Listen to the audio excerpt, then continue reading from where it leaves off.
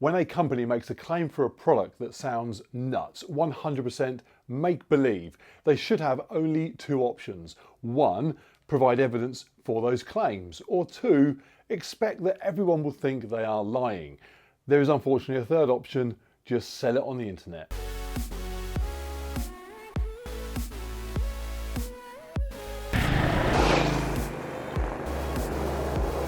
I wanted to do this video back around Christmas, but never had the time. I was getting constant adverts on Facebook for sauna blankets. Basically a sleeping bag that you get inside and heats you up with infrared. Nearly all of them were being sold on the back of, amongst other things, burning calories, and no doubt being bought by people for those reasons. And let's be clear, when they say burning calories, they mean fat loss. That is the pitch.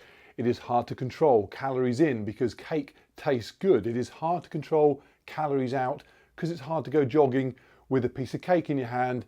Here is a way to vanish calories while doing nothing. To quote from the advert, quite literally, without leaving your bed. I'm surprised there isn't a photograph of a person in the thing eating some cake.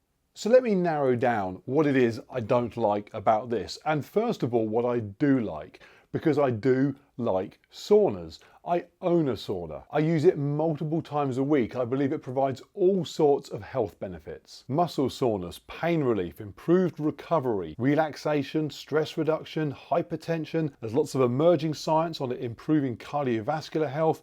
Same again with cognitive function. There are even studies showing reduced risk of Alzheimer's and anti-aging benefits. If only half those things are on offer, that is still the possibility for an awful lot of good. And in fact, if it did none of those things, I'd still use it anyway because I just come out of it feeling better. So I am sold on saunas. Now, I've never used a sauna blanket, but here in this video, I'm going to give them the benefit of the doubt. Let's just say they are as good as a traditional sauna or a regular infrared sauna. Clearly, there are limitations to them. For example, I like to stretch in mine. Some people even do yoga in their saunas. You're not doing that in your boil in a bag. But let's say you do emerge from your sweaty sack feeling as good as I feel when I leave mine and achieving largely the same overall benefits. So if anyone asks me, I will say saunas in general are great. But just because something is great, it doesn't mean you can talk complete nonsense about it. I think Rocky IV is great. But if I said that listening to the soundtrack when running would lower your 10K time by 50%, I'd be lying. 20%, maybe. So my problem is not with saunas, it's with the rubbish that some companies say about them. And the big one is fat burning. Actually, the other one is toxins. But unfortunately, I'm not an expert. I'm not a nutritionist, I'm not a doctor, I'm not a scientist. I don't even work in the fitness industry. Yeah! Oh! So occasionally there are subjects that I would like to discuss, but I'm simply not qualified to beyond having some common sense. So instead, let me just read you some of the claims on toxins, and then you can apply your common sense the way that I do. Infrared sauna heat is 7 times more detoxifying than regular heat. Special heat, I guess. That means instead of just sweating out water, you're also sweating out toxins that normal saunas don't have the power to do. Special heat and special sweat on that one. Infrared pulls heavy metals, environmental pollutants and radiation from deep within the body that are stored within your fat cells. That is why the sweat from our saunas is oily and not salty like typical workout sweat. Oily, not salty, and apparently radioactive. The fundamental benefit of an infrared sauna is the unique ability to, the core principle is the unique ability, the thing it can do that nothing else can do, to detoxify toxic substances, many of which can lead to a variety of diseases down the road. Yet, from a medical website, quote from a random doctor, there is no scientific research that proves sweating detoxifies the body. Toxins such as alcohol, mercury, aluminium are mainly removed by the kidneys, liver, and intestines. It's as though somehow, over time, the human body evolved a way to detoxify and cleanse itself without you needing to sweat profusely. If you live somewhere cold, that's very handy because you might have been worrying that you'd built up a lifetime of toxic radioactive sweat inside you that had nowhere to go. Okay, back to calories. Because this is the big one. This is the one that will sell people these products, the idea you can churn through calories while doing almost nothing. So we know that if calories out exceeds calories in, body fat will be burnt faster than it is stored. The best way to use that information is to adopt a style of eating that is enjoyable and sustainable, that ensures that calories in does not exceed calories out. The way people would like to use that information is to just have calories out and burnt off just happen to exceed calories in without much consideration to their food consumption at all. That way, the stuff they just do every day will cover the stuff they just eat, which is why most of the Western world is overweight. Life is not fair. Eating can be done effortlessly, but it is very hard to burn significant amount of calories effortlessly. And then you read these adverts, and again, quoting from the adverts, approximately 500 to 700 calories per session. Sessions have been shown to burn as much as 600 calories, which may be similar to an hour-long jogging session. Infrared saunas have been shown to burn 400 to 800 calories in a single 30-minute session. That's in the same calorie range as marathon running. A 30-minute jog burns 300 calories, which is about right. A 30-minute session in your sauna blanket will burn up to 600 calories. Oh, and you can burn these calories without leaving your own bed. There are many, many more. Twice as many calories as going for a run in a half-hour session. That's the basic premise. And that claim is a very big deal. Suggesting 500 calories in 30 minutes sat still is huge. 500 calories a day is 3,500 calories a week. 3,500 calories, a pound of fat. Burning a pound of fat with half-hour a day of sitting still. That would tempt many people. Should they be tempted? Let's find out. Yesterday, I did 3 activities. I went for a run, I went for a walk, and I used my sauna. I wore my Garmin Fenix for all of them with a heart rate strap. Now you can debate the accuracy of that as a means for calculating calorific burn, but let's assume accurate or not, it will at least provide a consistent measurement across all 3 activities. So if its calorie burn algorithm measures high in the run, it will also do so in the sauna. So my run was for 1 hour. I did 12 kilometers. That's 7.5 miles roughly. I ran at a 5-minute per kilometer pace. That's about 8-minute mile pace. I can run closer to a 7-minute mile pace. So that was an easy run for me. I'm training for a mountain race that's coming up soon, so I was taking it slow. So that was jogging. It wasn't fast running. 1,150 calories. And that is about right for me. I looked back over loads of old Garmin data that I've got, and a 30-minute jog for me is between 500 to 550 calories if I push it. Going for an hour, 1,100 to 1,150. Pretty consistent. Now, if you think that sounds like a lot of calories for someone that runs regularly and so should be used to the activity, remember even the advert said 300 calories was typical for a half-hour jog. Don't forget, I'm 230 pounds, that's about 105 kilograms. So my calorie needs are higher. Even sat still, I am burning more calories than somebody smaller. I have more weight. More lean weight means more muscle, which means more metabolically active tissue. I have simply more weight. Just getting up and moving around requires more energy expenditure. Simple physics. So yes, my half-hour jogging does take more calories than they suggest is typical for an average runner, but hey, maybe that means I get to burn even more calories in my sauna too. And for interest, I also dug up some cycling statistics as well, just so we could see. Sat on the Zwift bike in here, less physically demanding being on the bike than running, typically around 900 to 1,000 calories an hour when I'm on that. Most of my shorter 30-minute rides are at least 500 calories. That's because those shorter rides are often races, and so it's much more intense. So according to all these sauna claims, I should be able to burn in a half-hour sauna about the same as I'm burning running or cycling, 500 over 30 minutes. 1,000 or more if I stayed in for an hour. That's actually more than cycling for an hour. And I'm being conservative because some of those claims are as high as 800 calories in 30 minutes. And again, I'm assuming they are pitching those to average size people. If a normal sized person can burn 800 calories in half an hour, what could I burn? Goodness knows. Let's stick, for simplicity though, to 500 calories as a target. I jumped in the sauna. So I'm at 30 minutes just gone. It wasn't 500. At this point, 30 minutes in, I'm at 180 calories burnt. And this thing is set to maximum. In fact, let's talk about that for a second.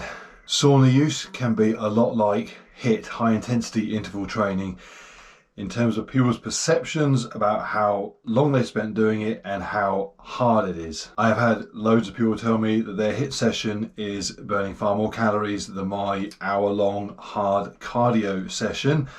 I then watch them do. I tell you what I watched them doing: about 30 seconds of hard rowing, followed by a minute of gentle rowing, repeat for about 10 minutes, otherwise known as about 3 minutes of hard rowing, and then they're done. I would have told you that in the sauna, but I was dehydrated and confusing seconds and minutes and then forgot the number 10. It was a brutal mess. Anyway, as I was saying. And then they're done. And it is the same with sauna. Now, this is not very scientific, but when I used to go to the sauna at the gym, I would do no more than 25 minutes. That was as long as I could tolerate being around other sweaty people, because it's disgusting. I never saw anybody go in that sauna for anywhere near 25 minutes. They would typically do 4, 5, 6 minutes maybe. I don't think I ever saw anyone get close to 10 minutes. I never. And the reason is, once you start getting close to half an hour, it is not fun anymore. You burn calories in a sauna because the process of your body cooling itself and all that goes along with that to keep you from dying requires energy expenditure. It is not comfortable. My typical protocol is to do a workout of some sort, either a run or a session in the garage here, and then come in here already with an elevated heart rate, already with an elevated core temperature, so that I can get done in 25 minutes. I don't normally spend, on a regular basis, half an hour in here. But in the interest of science, I'm going to go for the hour, and we'll see. Maybe, like any cardiovascular activity that stresses the system and is done without break, it gets harder as time goes on. That's why it's harder to run a marathon than it is to run a 5K. Maybe the second half of this session will see an exponential rise in heart rate and calorie burn. That means I'm never going to get close to 1,000 calories over an hour. That's ridiculous. But maybe the numbers, when averaged out because of an increase in the second half hour, will look a bit closer to numbers that could indicate something approaching the 500 for half hour that the claims suggest. I've got my water. That's it, I've got my water. Now, while I'm cooking in there for another 30 minutes, just in case you're thinking, I see a mistake he's made. The reason that my 180 calories for 30 minutes number in the sauna is low relative to my 500 calories for 30 minutes run number, which is high, is because when I run, I am moving my large body around and it requires exponentially a much higher calorie burn. And that's actually quite a good point. Yes, my running calorie burn crushes my sauna calorie burn, but would that be the same for a normal size person? So I found a normal sized person. Jenna is 125 pounds, so about 55% of my weight. She's not a runner as such, but she certainly likes to go jogging, so I have some numbers for her. On a 30-minute, half-hour run, she'll burn about 300 calories. So 600 over an hour, that's starting to become quite a long run for her. Pretty much 300 calories for 30 minutes, what the adverts suggest is a typical calorie burn for someone jogging for 30 minutes. So if she does 30 minutes in the sauna, is her calorie burn for sauna versus running comparable relatively to mine, or does my extra weight throw my running numbers out of whack? Well, I have her numbers because she was in the sauna with me for the first 30 minutes, and her calories when she got out at half an hour were 109. 109 is 36% of the calories that she will burn on a 30-minute run. If we go back to my calories and look at them in the same way, 180 calories is 36% of the 500 calories I would burn on a 30-minute run. The numbers are identical. Yes, it is hard for me to run with a larger body, but don't forget it's also hard for me in the sauna as well. A larger body requires more cooling. I have less surface area relative to my volume. Simple physics. It's why elephants have huge ears. It is harder for me to keep cool. It's why in the summer I struggle running in the heat. I need to take on loads of water and keep cool all the time. So in the sauna, as well as running, being big simply means I burn more calories, but relatively the two activities are the same. So with that borne in mind, let's get the rest of that hour done.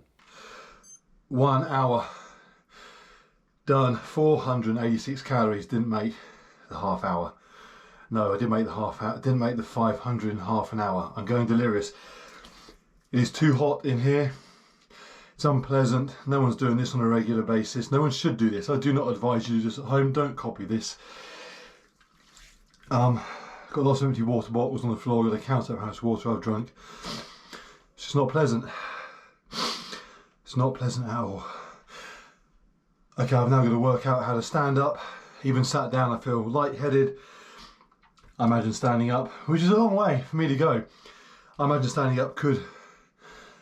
Maybe I might phone them in the house and tell them to be on standby before I stand up.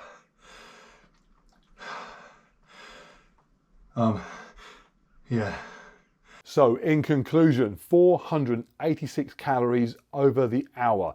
And there was a jump in the second half. In fact, about 300 calories in the second 30 minutes compared to 180 in the first. But don't think you can get those 300 calories in isolation. If you look at my heart rate, it is getting higher and higher as my body struggles to cool down. Yes, you can shift 300 calories in 30 minutes. I did it in the second half of that session. If you weigh 230 pounds and have already spent half an hour in the oven beforehand, it's possible that the third half hour, I might have actually got up to 500 calories over 30 minutes. But I'd have then done 90 minutes in the thing and that would have been insane. So a sauna will not burn calories at the rate of a run or a cycle ride if those activities are done at any degree of intensity. And it will certainly not burn 500 calories in a 30-minute window unless you are huge and have already spent an unhealthy length of time in there beforehand. Will it burn calories? Yes, of course it will, but you'll burn calories watching Netflix. On my walk yesterday, I went for 30 minutes with the dogs and burnt 179 calories, almost exactly the same number as the sauna. Jen's walk was the same, similar to her sauna numbers. It's great we're burning a few more calories doing that than if we watch TV, but that's all it is, just a few more. And that is how you should regard those calories burnt in a sauna, as an almost irrelevant, but no bad thing, side effect. There are lots of great reasons to go for a walk, dog or not. There are also lots of great reasons to use a sauna, but the fact that you burn a few more calories doing either of them than being sat still is not really one of them. Oh, and I'm going to assume that we do all know that the literal weight lost during the sauna session is just water. I weighed myself before I got in and when I got out, and I was 600 grams different, and I drank about 2.5 litres, so about 2.5 kilograms of water consumed. Had I not drunk the water, there would have been significant weight loss, but just water. Bad news for Nixon is it's toxic and radioactive apparently, but it is just water. So that is it. The average person spending an average length of time in a sauna a few times a week will not impact on their daily calorie burn, not to the extent that it will significantly impact on the calories in they can take. As is the case with the vast majority of physical activity done by most people, the consumption of calories is going to be what dictates whether you end up in a calorie surplus or not. If you're an athlete or doing hours of hard cardio a day, or for that matter, hours in a sauna, then yes, technically you can increase your calorie consumption and still balance your energy requirements.